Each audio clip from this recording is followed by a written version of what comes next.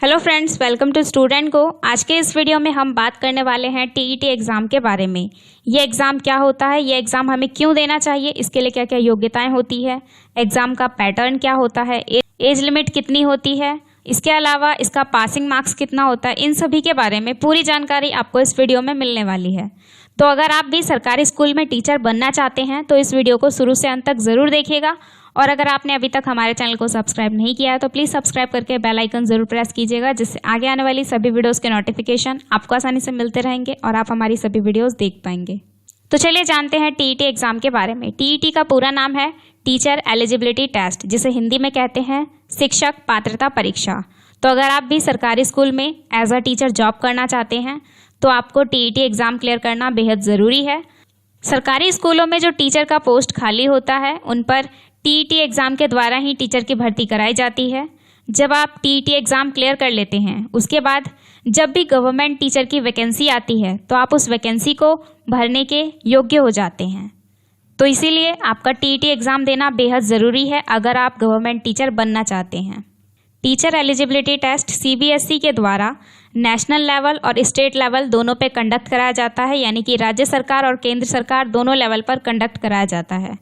जो टीईटी का एग्ज़ाम होता है इसका कोई स्पेसिफिक ड्यूरेशन नहीं है, यानी कि ये एग्ज़ाम साल में कितने बार होगा ये कोई निश्चित नहीं है। ये वैकेंसी के अकॉर्डिंग होता है, जैसे कि जिस साल वैकेंसी ज़्यादा होती है उस साल ये एग्ज़ाम एक साल में 2 बार हो जाता है। कभी कभी ऐसा होता है कि ये एक साल में एक ही बार होता है एग्ज़ाम, तो कभी कभी 2-3 साल में सिर्फ एक ही बार कराया जाता है। तो इसीलिए ये जो एग्ज़ाम है ये वैकेंसी के अकॉर्डिंग होता है। और टीईटी एग्ज़ाम स्टेट वाइज होता है, जैसे कि यूपी टीईटी जो कि उत्तर प्रदेश में होता है, फिर आता है Bihar TET, Rajasthan TET, Uttarakhand TET. इस तरीके से सभी स्टेट में ये अलग अलग होता है। और टीचर एलिजिबिलिटी टेस्ट देने के बाद आप क्लास 1 से लेकर के क्लास 8 तक के स्टूडेंट को पढ़ा सकते हैं। आप क्लास 1 से 8 तक के टीचर बन जाते हैं। तो इसके बारे में भी हम आगे डिटेल में बात करेंगे। इसके लिए जो सबसे पहली योग्यता है ये आपकी नेशनलिटी है। आपको इंडियन होना ज़रूरी है। अगर आप इंडिया के हैं तभी आप इस एग्ज़ाम के लिए एलिजिबल हैं। इसके अलावा अगर आप नेपाल, भूटान या तिब्बत के नागरिक हैं तब भी आप इस एग्ज़ाम के लिए अप्लाई कर सकते हैं। इसके बाद हम जानते हैं टीईटी के एग्ज़ाम के बारे में। इसके 2 पेपर होते हैं, paper first and paper second.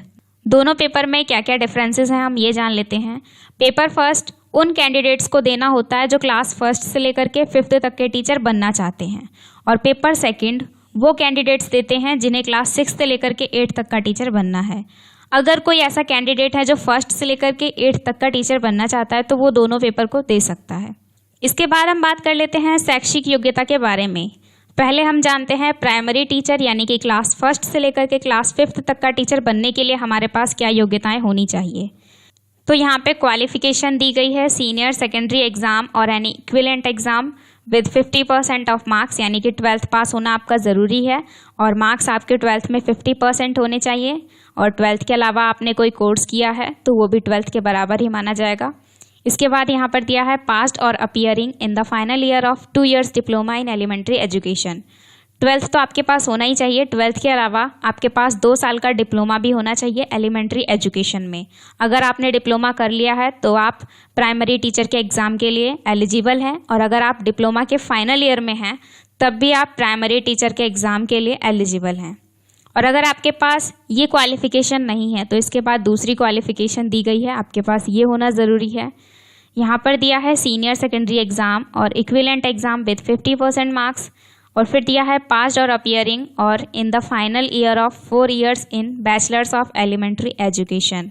आपके पास 12th का सर्टिफिकेट होना चाहिए और आपके पास 4 साल का बैचलर ऑफ एलिमेंट्री एजुकेशन की डिग्री होनी चाहिए।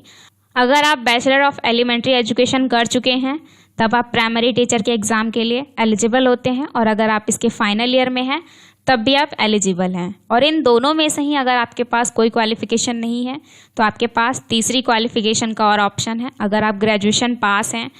इसके बाद दिया है पास्ड और appearing for the final year of the 2 year diploma in elementary education. आपके पास ग्रेजुएशन का डिग्री होना ज़रूरी है। इसके साथ साथ एलिमेंट्री एजुकेशन में 2 साल का डिप्लोमा होना भी ज़रूरी है। अगर आप डिप्लोमा के फाइनल ईयर में हैं और आपके पास ग्रेजुएशन का भी डिग्री है तो आप अप्लाई कर सकते हैं। तो ये है प्राइमरी टीचर के लिए क्वालिफ़िकेशन। तो इन तीनों लाइन में से कोई भी एक लाइन का कॉम्बिनेशन आपके पास क्वालिफिकेशन का होना चाहिए। और प्राइमरी टीचर का जो एग्ज़ाम होता है वो 2.5 घंटे का होता है, 2 घंटे 30 मिनट का ये एग्ज़ाम होता है। इसके बाद हम आगे बढ़ते हैं और जानते हैं जूनियर टीचर के लिए एलिजिबिलिटी क्राइटेरिया क्या है। अगर आप 6th से लेकर के 8th क्लास तक के टीचर बनना चाहते हैं तो आपके पास क्या क्वालिफिकेशन होनी चाहिए। और जो ये एग्ज़ाम होता है जूनियर टीचर का, ये भी 2.5 घंटे का होता है। इसके लिए आपके पास ग्रेजुएशन का डिग्री होना चाहिए और पास्ड और appearing in the final year of a 2 year diploma in the elementary education. Elementary education में 2 साल का डिप्लोमा भी होना चाहिए ग्रेजुएशन के साथ साथ। और अगर आपके पास ये क्वालिफिकेशन नहीं है तो यहाँ पर दूसरी और ऑप्शनल दी गई है, आपके पास ये क्वालिफिकेशन होनी चाहिए। फिर graduation with at least 50% marks appearing और have passed the first year of BEd. आपने अगर ग्रेजुएशन कर रखा है 50% मार्क्स के साथ और आपने बीएड का फर्स्ट ईयर भी करा है तब आप अप्लाई कर सकते हैं। इसके बाद तीसरा क्वालिफिकेशन यहाँ है 12th विद 50% और फिर दिया गया है पास्ड और appearing for the final year of B.El.Ed is eligible. अगर आप बीएलएड के फाइनल ईयर में हैं और आपने 12th भी कर रखा है 50% मार्क्स के साथ तब भी आप अप्लाई कर सकते हैं जूनियर टीचर के एग्ज़ाम के लिए। इसके बाद एक और क्वालिफिकेशन है पास्ड और appearing for the final year of 4 year integrated course. अगर आप इनमें से कोई भी इंटीग्रेटेड कोर्स कर चुके हैं तब भी आप अप्लाई कर सकते हैं। और अगर आप इनमें से किसी इंटीग्रेटेड कोर्स के फाइनल ईयर में हैं तब भी आप जूनियर टीचर के एग्ज़ाम के लिए अप्लाई कर सकते हैं। तो चलिए आगे बढ़ते हैं और जानते हैं इसके एज लिमिट के बारे में। तो यहाँ पर एज लिमिट मैं दोनों ही एग्ज़ाम के लिए बताने वाली हूँ, पेपर फर्स्ट और पेपर सेकेंड के लिए। अगर आप अनरिजर्व्ड कैटेगरी से बिलोंग करते हैं यानी कि जनरल कैटेगरी से, तो आपकी एज लिमिट 18 से 35 ईयर्स के बीच होनी चाहिए, मिनिमम 18 और मैक्सिमम 35। इसके बाद ओबीसी कैटेगरी के लिए एज लिमिट है 18 से लेकर के 38 ईयर्स, 18 से 38। एससी एसटी के लिए एज लिमिट है 18 से 40 यानी कि 18 से 40 ईयर्स। इसके बाद दिया गया है पीएच कैंडिडेट्स के लिए एज लिमिट यानी कि जो फिजिकली हैंडीकैप्ड हैं उन कैंडिडेट्स के लिए एज लिमिट 18 से 45 ईयर्स है, 18 से 45 ईयर्स। तो चलिए आगे बढ़ते हैं और जानते हैं टीईटी का एग्ज़ाम पैटर्न। सबसे पहले हम जान लेते हैं पेपर फर्स्ट का एग्ज़ाम पैटर्न, उसके बाद हम जानेंगे पेपर सेकेंड का एग्ज़ाम पैटर्न। तो अगर आपको वीडियो पसंद आ रही हो तो प्लीज़ वीडियो को लाइक ज़रूर कीजिएगा। तो आइए देखते हैं इसका एग्ज़ाम पैटर्न क्या है। तो यहाँ पर दिए गए हैं इधर सब्जेक्ट, उसके बाद एमसीक्यू क्वेश्चंस और फिर दिए गए हैं मार्क्स। तो आप देख सकते हैं पेपर फर्स्ट में आपके कितने सब्जेक्ट हैं टोटल। यहाँ पर 5 सब्जेक्ट दिए हुए हैं। पहला सब्जेक्ट है आपका सीडीपी का, जिसमें टोटल क्वेश्चन आपसे 30 पूछे जाएंगे और टोटल 30 मार्क्स का होगा। हर एक क्वेश्चन आपका 1 नंबर का होगा। इसके बाद पेपर सेकंड और थर्ड है लैंग्वेज का पेपर, लैंग्वेज फर्स्ट और लैंग्वेज सेकंड।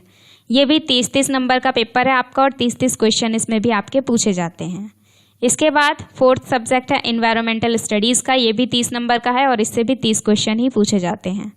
और लास्ट आपका जो सब्जेक्ट है ये है मैथमेटिक्स का, इससे भी 30 क्वेश्चन आते हैं 30 नंबर के। टोटल आपके 150 क्वेश्चन होते हैं, 150 क्वेश्चंस, और टोटल मार्क्स भी 150 होते हैं, 150 मार्क्स। और एग्ज़ाम मैंने आपका बता ही दिया है 2 आवर्स 30 मिनट्स का होता है ये एग्ज़ाम।